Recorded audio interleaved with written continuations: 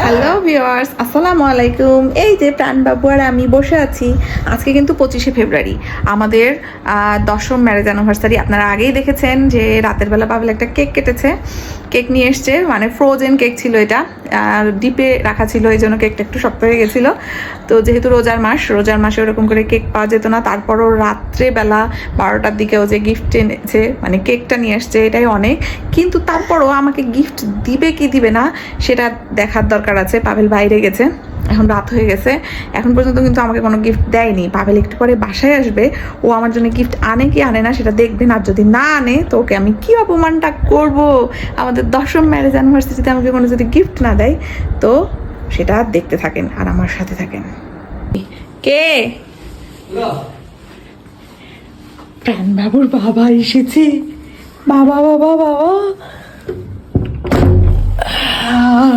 কই? আমার জন্য গিফট এনেছে? না, ইয়েস। Happy anniversary. মোবাইল এটা কি? আচ্ছা, আচ্ছা, হ্যাপি অ্যানিভার্সারি। এটা কি?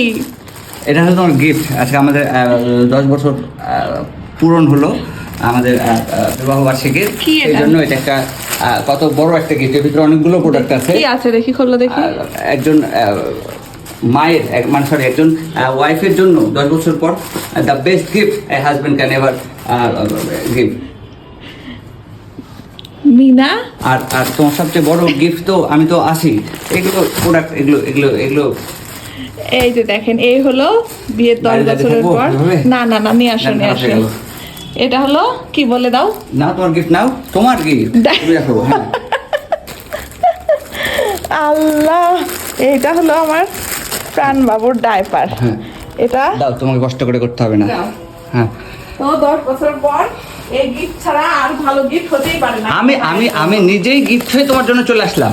না না, হ্যাঁ, একটা মায়ের তো আমাকে জন্য নিয়ে নাও না, গোটা নিয়ে নাও আমাকে। এটা হলো সবচেয়ে বেস্ট গিফট, তাই না প্রাণবাবু? তুমি তো কয়েকদিন ধরে বলছিলে এবার শেষ হয়ে যাবে। যাক, তোমাকে কোনো কিছু দিলে খুশি হতো না? এটাতে না খুশি? এটাতে আমি বেশি খুশি। আর তোমার জন্য তো আমি আছি, তাই না? আমি তো পুরোটাই তোমার, হয়েছে? আমি তুমি ফোন রেডি করে নিয়ে আসছো কি জন্য? আমি বুঝলাম আমি না। আর প্রাণবাবু ভিডিও বানাচ্ছিলাম যে কিছু আনবো না হাতে করে, তুমি একবারে একটা কাহিনী সিনপাট করে ফেলবা, তাই তো? হ্যাঁ, এই দেখেছেন, ওর জলে পানি ঢেলে দিলাম, মানে ওই যে ইয়াতে জল ঢেলে দিলাম। তো এই ডাইপারটা আসলে খুবই জরুরি ছিল আর আমার খুবই দরকারি ছিল। অথচ অন্য গিফট আনলে খুশি হতাম না, এটা আনেছে বলে আমি অনেক খুশি। এই ক্যামেরার তো পেছনে ধন্যবাদ, চৈতির thank you. চৈতির গিফট ক্যামেরার পেছনে আছে, এখন ওকে বাহ। দেয়া হবে। এটা ক্যামেরায় সম্ভব না। আল্লাহ হাফেজ।